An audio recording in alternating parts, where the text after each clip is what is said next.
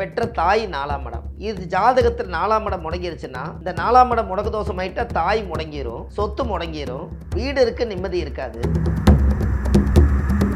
நம்மளுடைய திறமை 1000 இருந்தாலும் ஒரு வீட்டுக்குள்ளே வச்சு பூட்டிட்டாங்கன்னா, இந்த உலகத்தவே நம்ம பார்க்க முடியாத, வெளிவர முடியாத ஒரு முடங்கி போய் ஒரு வீட்டுக்குள்ளே கடக்கிறதுக்கு பேர் தான் முடக்கு தோஷம். ஒரு ஆணாக இருந்தாலும் பெண்ணாக இருந்தாலும் சரியான சொத்தை அமைக்க முடியாமல் வாழ்க்கையில் ரொம்ப கஷ்டப்படுவாங்க. நம்மளோட வாழ்க்கையில் நம்ம முன்னோர்கள் செஞ்ச கர்ம வினையினால நம்ம பாதிக்கிறோம். எந்த கோயிலுக்கு போயிட்டு வந்தாலும் புண்ணியம் நம்மளுக்கு கிடைக்கும். அது நம்ம தலைமுறைக்கோ அடுத்த தலைமுறைக்கோ நீங்கள் கோயிலுக்கு வந்த புண்ணியம் கிடைக்கும். ஆனால் உங்கள் ஜாதகத்தில் கர்ம வினை கோயிலுங்கிறது ஒன்று வேணுமல்லவா?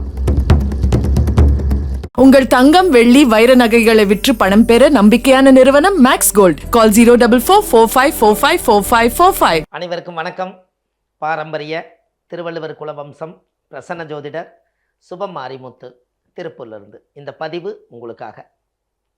இன்றைக்கு ஒரு அற்புதமான ஒரு விஷயத்தை பற்றி இன்றைக்கி நம்ம பார்க்க போகிறோம். இந்த முடக்கு தோஷத்தை பற்றி 4ஆம் பாவம் முடங்கி இருந்தால் அந்த ஜாதகக்காரர் எப்படி இருப்பாங்க, அதுக்குண்டான வழிமுறைகள் என்ன, எப்படியெல்லாம் நம்ம ஜாதகத்தை ஆராய்ச்சி பண்ணணும் அப்படிங்கிறத பற்றி இந்த பதிவில் நம்ம பார்ப்போம்.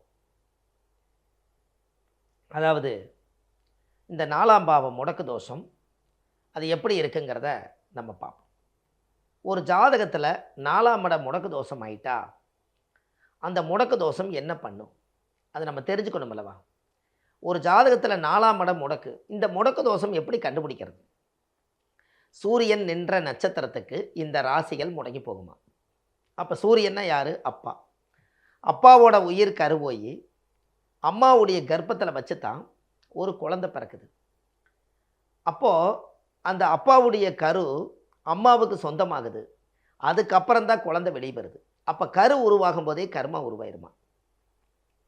அப்போது அந்த ஜாதகத்தில் முன்னோர்களுடைய கர்மவினை தோஷம் ஜாதகத்தில் எப்படியெல்லாம் இருக்குன்னு பாருங்கள். வாழ்க்கையில் நம்ம இதை தெரிஞ்சுக்கணும் அல்லவா?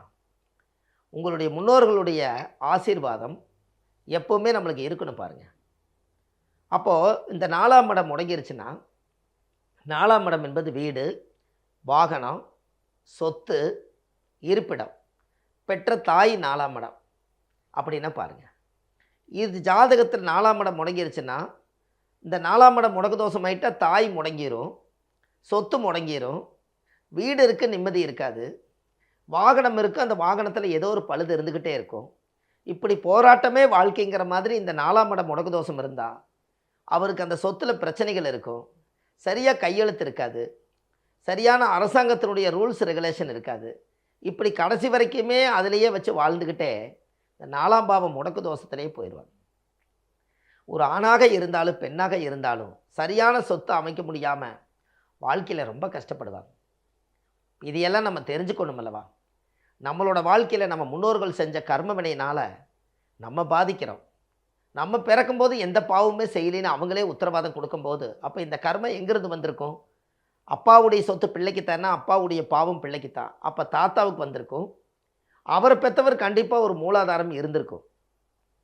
நம்ம சொல்கிறோம் நம்ம தாத்தா செஞ்ச பாவம்னு. தாத்தா செஞ்ச பாவம் இல்லை. நல்லா யோசிச்சு பாருங்கள். 7 தலைமுறை சொல்கிறாங்க நமக்கு தெரிஞ்சு. அப்போ 21 தலைமுறை சொல்கிறாங்க. யாரோ ஒருத்தர் ஆதி காலத்தில் முன்னோர்கள் ஒரு கர்மாவை உருவாக்கியிருந்தா அந்த கர்மா தான் என்பது செயல். அந்த கர்மா தகாத கர்மாவாக இருந்தால் அதோட வம்சாவளியாக நம்மளை பாதித்து கடைசியாக இந்த சந்ததிக்கு போய் 4ஆம் இடம் முடக்கு தோஷம் ஆயிரும். அந்த சொத்தை நம்ம சரி பண்ணவே முடியாது. நம்ம ஜாதகத்தில் நம்ம முன்னோர்களுடைய கர்மானால் அடுத்த லெவலுக்கும் போக விடாது. அப்போ இந்த ஜாதகத்தில் நம்ம எதையாவது ஒன்று உருவாக்கணும் அல்லவா? இந்த குடும்பத்தினுடைய சந்தோஷங்கள் நல்லா இருக்கணும் அல்லவா? வாழ்க்கையில் நீங்கள் பேரும் புகழும் சந்தோஷ நிம்மதி தானாக வரணும் அல்லவா? இதுக்கு கண்டிப்பாக உங்களோட வாழ்க்கையில் நீங்கள் நல்லா இருக்கணுமல்ல? அப்போ இதுக்கு எல்லாமே அந்த ஜாதகத்தில் அந்த முன்னோர்களுடைய கர்மவினை தோஷம்தான் அந்த முடக்கு தோஷம். இந்த முடக்கு என்பது என்ன அப்படின்னா, நம்மளை முடக்கி வைக்கிறது தான். நம்மளுடைய திறமை 1000 இருந்தாலும் ஒரு வீட்டுக்குள்ளே வச்சு பூட்டிட்டாங்கன்னா இந்த உலகத்தவே நம்ம பார்க்க முடியாத, வெளிவர முடியாத ஒரு முடங்கி போய் ஒரு வீட்டுக்குள்ளே கடக்கிறதுக்கு பேர் தான் முடக்கு தோஷம். அதுபோல் ஜாதகமே முடங்கிருமா? நம்ம ஜாதகமே முடங்கிருச்சுன்னா 9 கிரகங்கள் இருக்குது.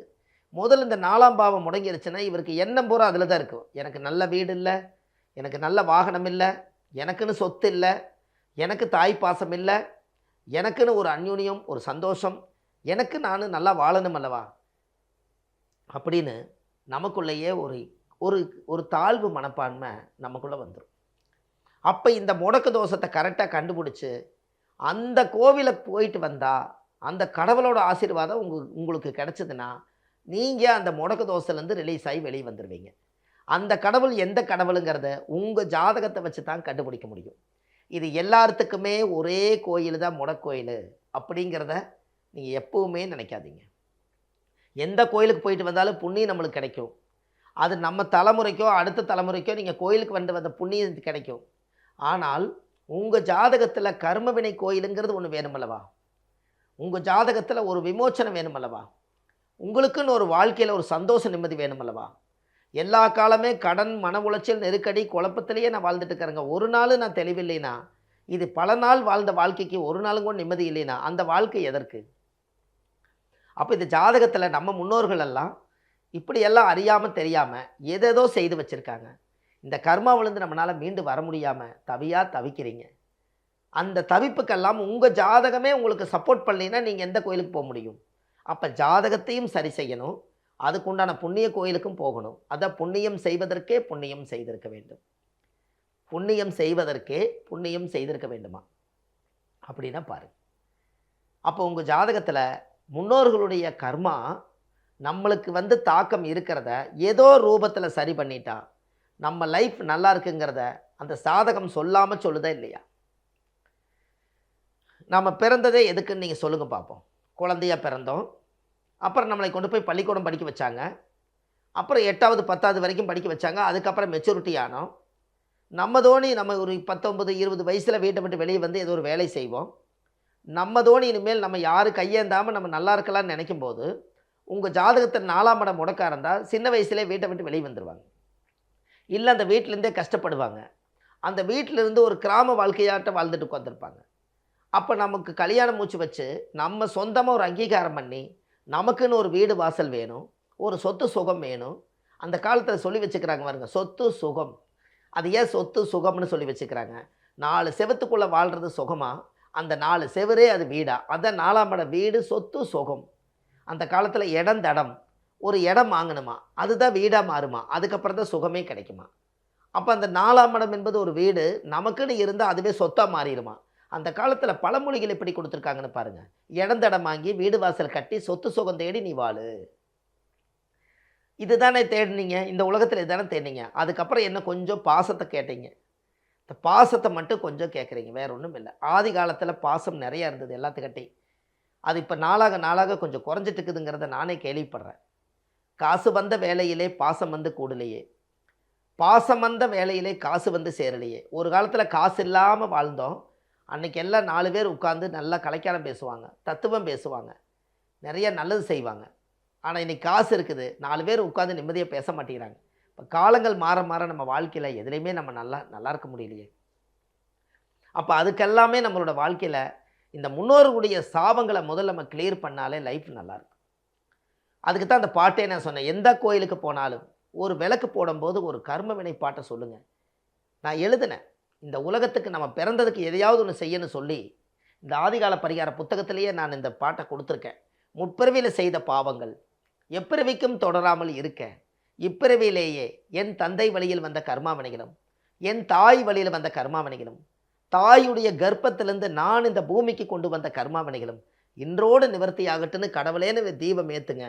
அதுக்குண்டான பலன் கண்டிப்பாக கடவுள் கொடுப்பார்.